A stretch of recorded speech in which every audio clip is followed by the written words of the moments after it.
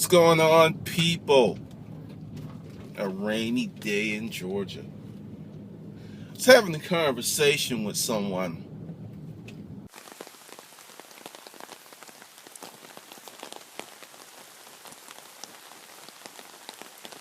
A little heated.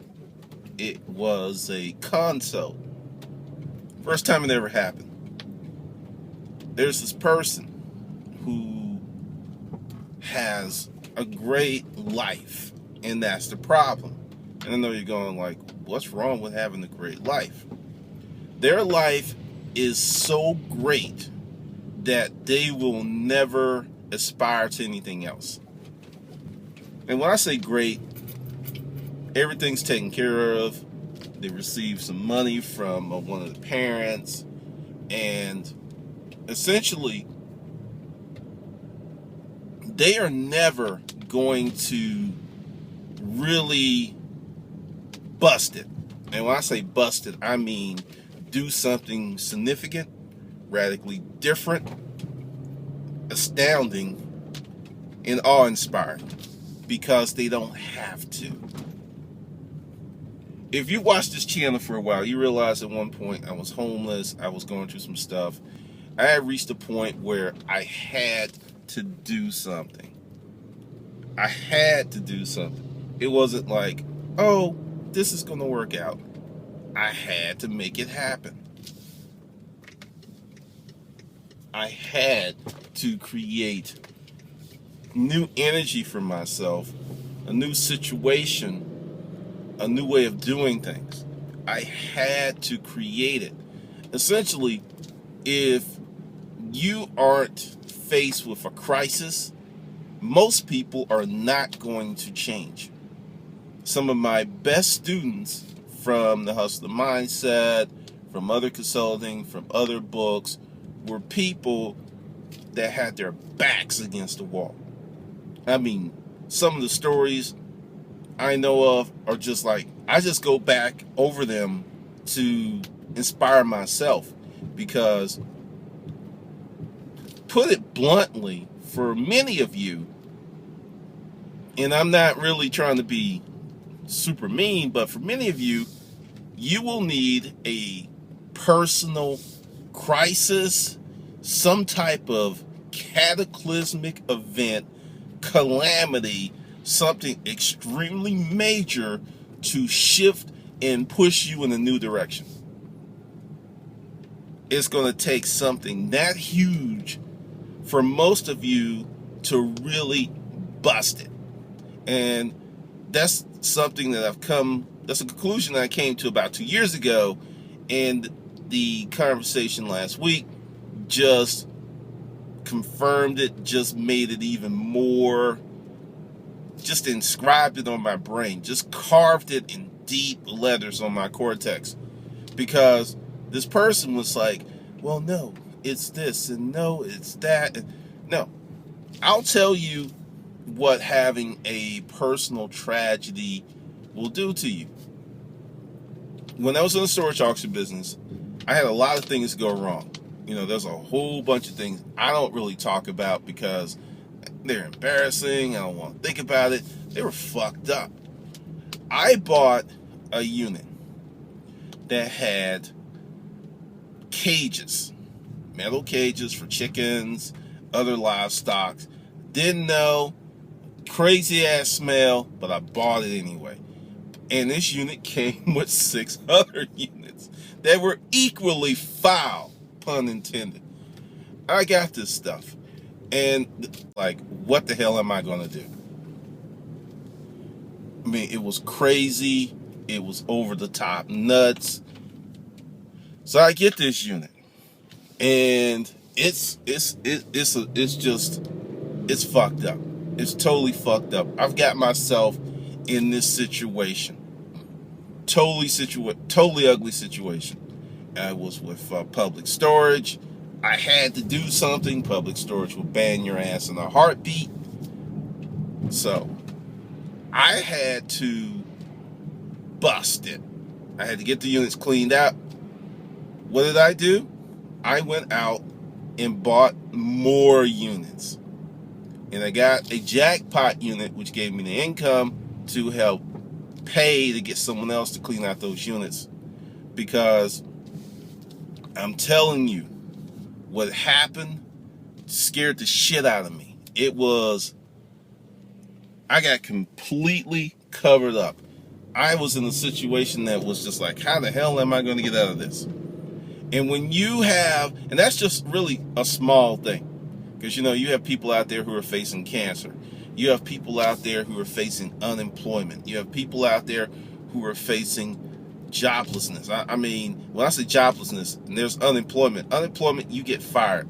Joblessness, you haven't been able to find decent employment for years. You go from job to job, low-paying jobs you hate. There are people who are stuck in that category. And I think if they were factored into the equation of unemployment, be around 25%.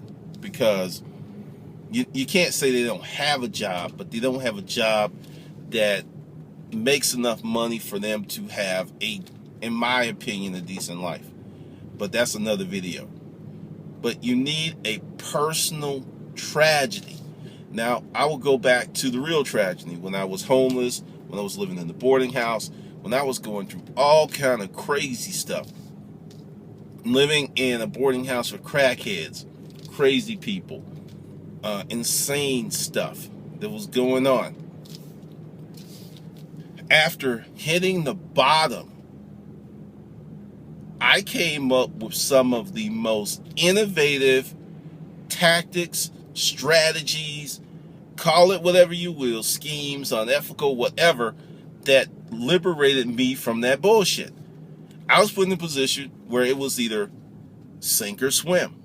It was either fly or crash. There was no, well, if this doesn't work out, I could fall back on the wife, or I've got this inheritance that's coming, or I have this one. No, none of that. It was either fly or crash, sink or swim, kill or be killed. And I'm going to tell you what happens when you're put in those situations. All of the distractions are eliminated. See, right now, you have a ton of distractions. You think that you can't get the life you want because the economy or there's this going on. No, you have a lot of distractions. When I didn't watch television for 2 years, it wasn't because I didn't want to watch television. I was too poor to afford a television and cable. So I didn't have it. And then I didn't watch television for 2 years. During that 2-year period, I did more writing, more reading, more educational stuff, more grooming the G-verse, and then understand what was going on. I was forced to use my time in a constructive manner because the distractions were eliminated. No TV. I had a computer and the internet, and I was on it, and I taught myself stuff, and I taught myself how to format hard drive. See, this is the thing, and this is why prisoners are so yoked in jail. All of the distractions are eliminated. They may have a substandard diet, but they have focus. They get up at a certain time, they go to bed at a certain time. All of the distractions are eliminated. And for you fuckers who's like, well, if you've never been to prison, don't speak on it. Fuck you. I am sick of black people. I am sick of low-class, poor-ass people taking pride in some bullshit like going to prison or being able to survive the fucking hood. That shit, I'm going on a rant because people like, well, if you ain't been there, you don't know. If you ain't been in the hood, don't talk about the hood. You ain't been in jail, don't talk about it. Motherfucker, you proud of that shit? Yo, low expectation having ass. Ooh, big fucking accomplishment. Maybe your dumb ass shouldn't have been there in the first place. But anywho, these people, the distractions are eliminated. So when you get to a point where all of your choices are pretty much decided for you due to circumstance, personal tragedy, you have a clarity that you will not get when the distractions are present. It's just not going to happen because there's so many distractions. There's so many things to pull your attention, to occupy your time, that essentially will keep you from being as successful as you possibly can be. These things will hold you back. These things will just, it's almost like an anchor to your success. Your success is a ship, and there's this chain to this anchor, and these distractions are the anchor. Once those distractions are gone, you can do amazing things. You can do incredible stuff. The storage auction business taught me how to hustle on a level I didn't think was possible. Some of the stuff that my partner and I pulled off has my mind boggled, some of the deals we made, because we were put in a position where we were forced to make it happen. Didn't always work out. There was a lot of failure. There was a ton of failure. There was a copious amount of failure on the table. There was shit that didn't go right. I blew $1,000 on the unit, money down the drain. But this is the thing that really surprised me with that. As we were going through this stuff, I became mentally tougher. I developed a level of mental toughness I never had before. You know, even when I was in the military, even growing up poor, I didn't have that mental toughness that came from constantly having to deal with situations and having to come up with a good answer. When I was in the military, it was two terms: go or no go. Either you passed or you didn't. You didn't get a 60%, 70%, 80%. Either you made that shit or you did not make that shit. It was very clear and stark, because in war, that's what happens. Either you get shot or you don't get shot. Either you shoot or you don't get to shoot. It is very, very clear what's real important when you're in battle. It's real clear. And I'm not talking about the geopolitical considerations. I'm talking about that guy on the battlefield facing that other guy on the battlefield. It's real clear. Either you're going to kill him or he's going to kill you. It's real, real clear. And when the distractions are pulled from your life, it becomes abundantly clear. Talk to anyone that has survived cancer or survived a major illness and came through with a certain level of clarity. You'll notice that these people are not the same folks who they were before, when they got sick. Things that were important to them before, not important now.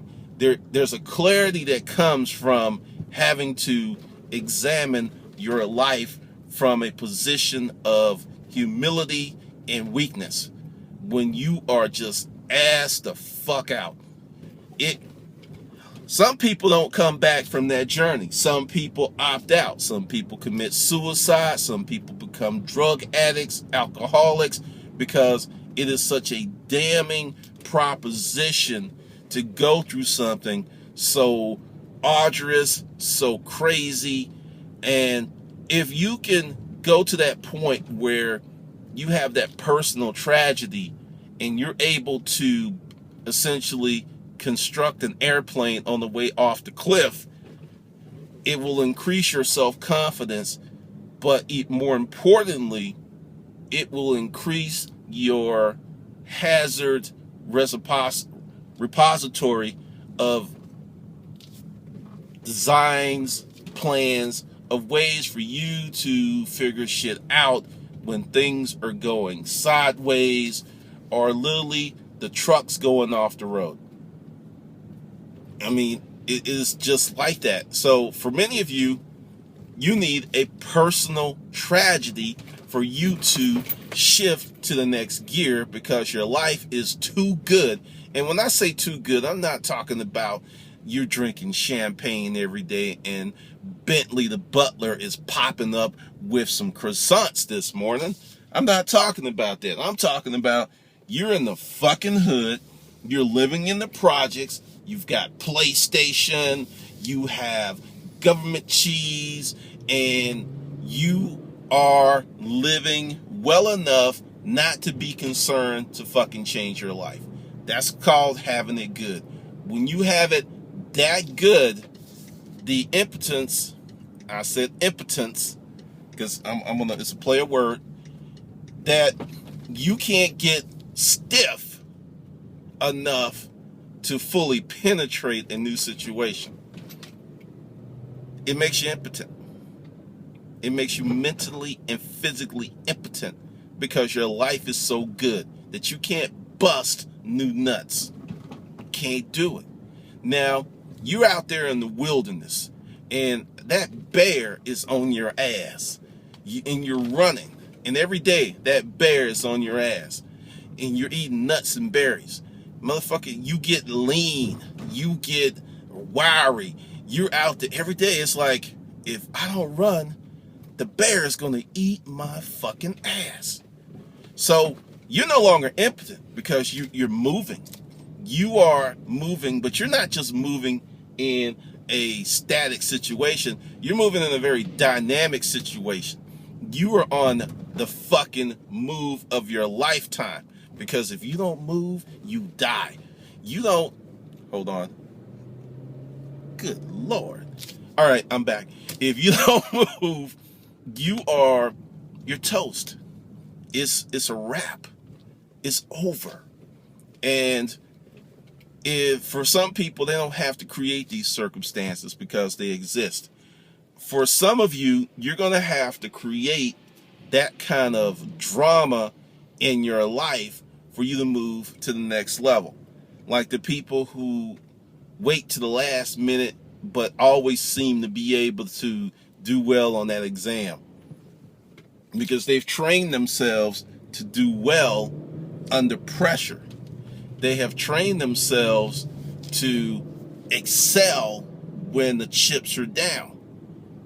Good way to learn how to deal with life, but you also have to train yourself how to amp up and power up at will versus waiting on calamity or a deadline or some stuff that's just going crazy in your life.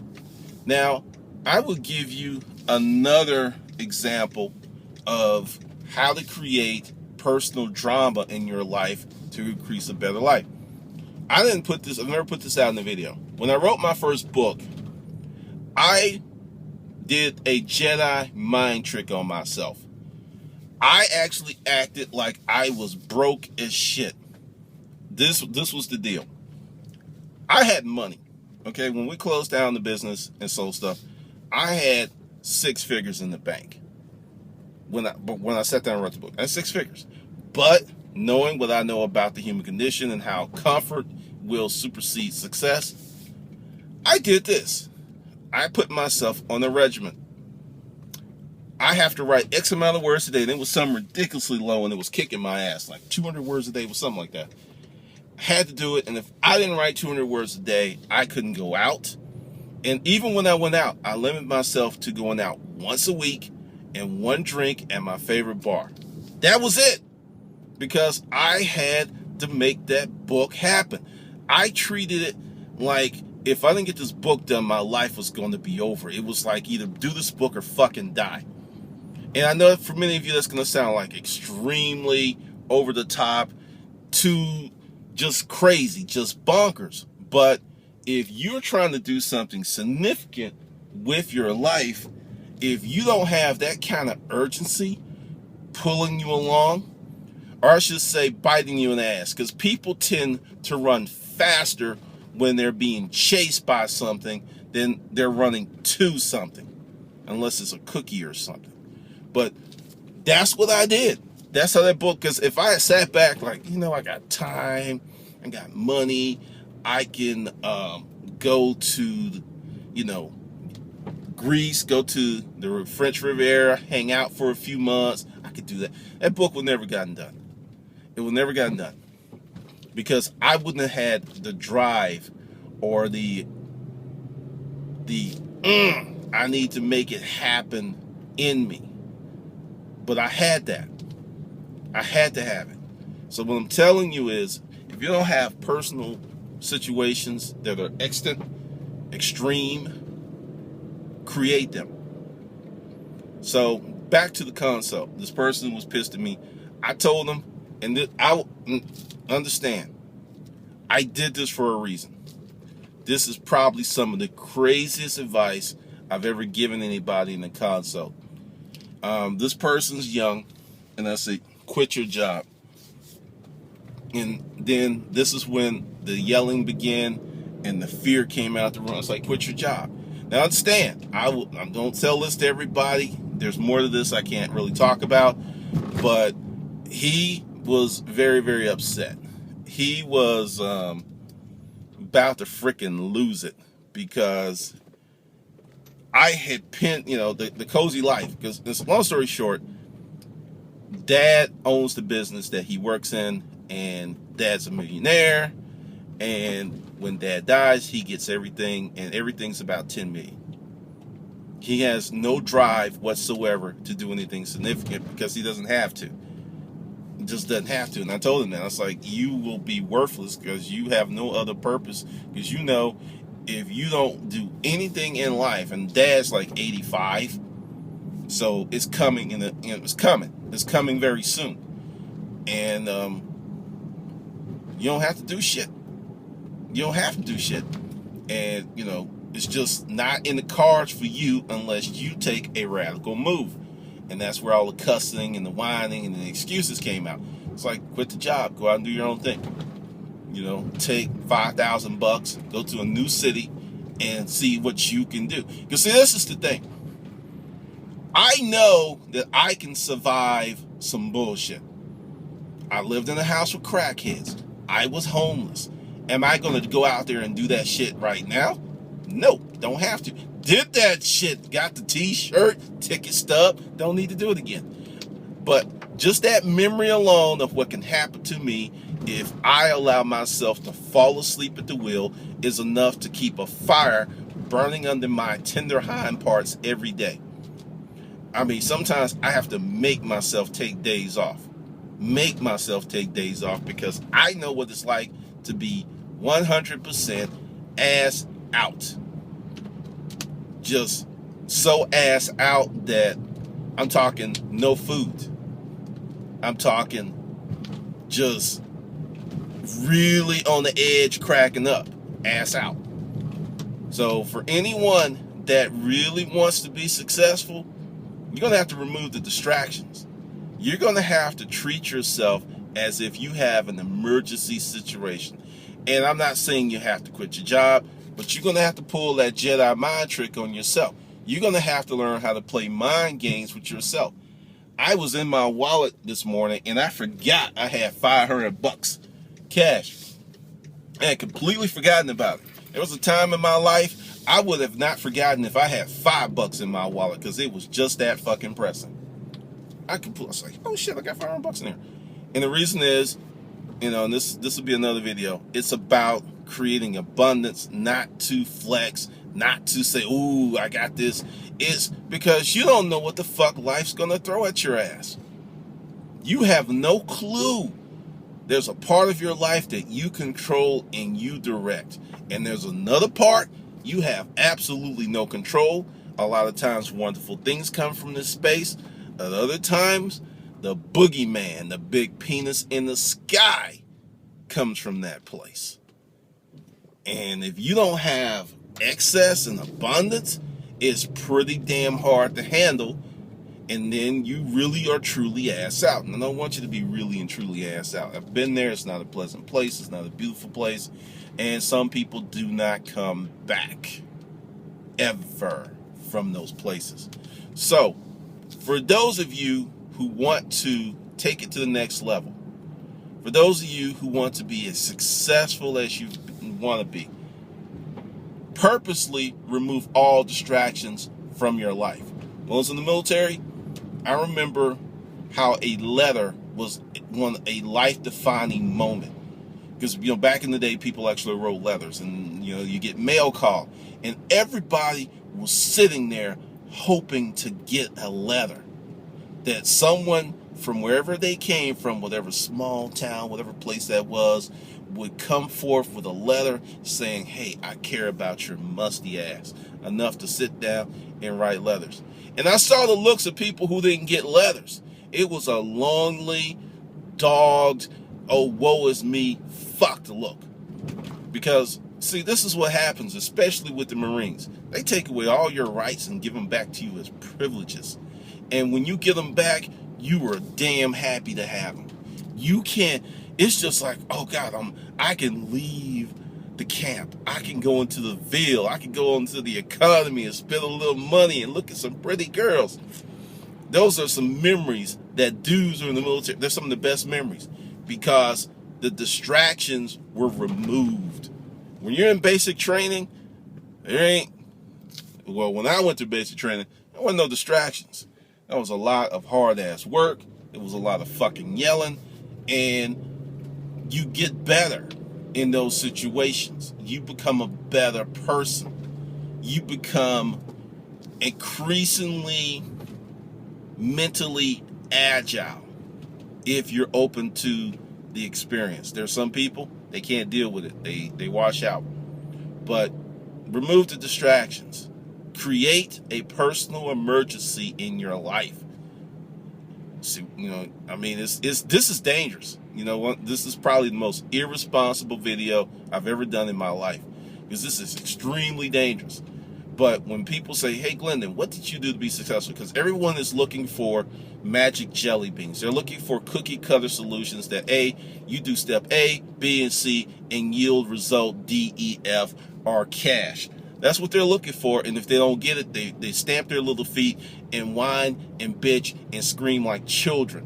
What I am giving you is what helped me get to the place that I am, where in the middle of the day, I can fucking drive around my neighborhood and do a video and talk to you, while your ass is at work, working for someone you don't like, doing a job you fucking hate. So what I'm trying to give you is the larger formula to success, because cookie cutter methods are short-term success tools. If it's a process or it's a formula that can be easily duplicated, you're going to have success short-term with it because it's easily duplicated. And that's what so many people want. When you do the hard work of building some shit, of going through the fire, you build something that is much more sustainable long term. I'll share it with you. The storage auction book thing, I thought that was going to last 6 months to a year. Had no clue it would last 2.5, almost 3 years. Had no clue. I was totally shocked. But the way that it was built, the way that it was set up with honesty. I never told anyone that storage auctions were easy. Matter of fact, I said, this may be the hardest shit you've ever done. Many of you won't make it. That's how I came out with it. And it was probably in the top 5 of the most successful things I've ever done in my life. So there was no market. There was no one talking about it. I rolled the dice and took a chance. Got television deals, consulting deals, business deals, all kinds of stuff came from that first book. That came about because I created my own personal emergency situation. If I had like, oh, I could do this whenever, take my time, and let's talk about that. That old business of taking my time to do it right bullshit is fear. You will learn more from fucking up than you will from being slow and methodical on some shit that you don't know if it's tested. If it takes you 10 years to write a book and the book sucks, you have not wasted 10 years of your life, but it's taking you 10 years to find out some shit you could have found out in 6 months. 6 months, 10 years. Which one would you pick? Because as one of my writing mentors said, if you take a stick and stir up some shit 20 times, you still have shit. It's just how it is. So create your own personal emergency. If you have excess, put it in a savings account. Put it in a CD or something. No, you're not going to make a lot of money. But take the money away from yourself. Put yourself in a situation where you have to perform. You have to perform. When you do that, you will find out stuff about yourself you just currently don't know, because you don't have to find that stuff out. You don't have to deal with that stuff. So many people are moving away from struggle, moving away from doing stuff that's hard in order to not go through those experiences. You're actually robbing yourself of the building blocks of success. Every person that I know that didn't inherit their money has gone through some extreme bullshit building their personal success. Everyone that I know, I mean something. I'm talking divorce. I'm talking family just leaving them. I'm talking about kids I'm talking major shit. And the question is, do you want success or do you want comfort? Because there's a very high cost to freedom. All right, this is Glendon, and I will see you on the other side. I wish you'd act like an adult. Don't live in the world. Hey, put yourself together and get yourself straight. Man, don't steal. Hey, most don't borrow. And if you smoke crack, your kids will smoke crack tomorrow. So be more mature. And kids, do your chores. Make your own money. Hey, be proud, that's yours. You know why? 'Cause it's a man.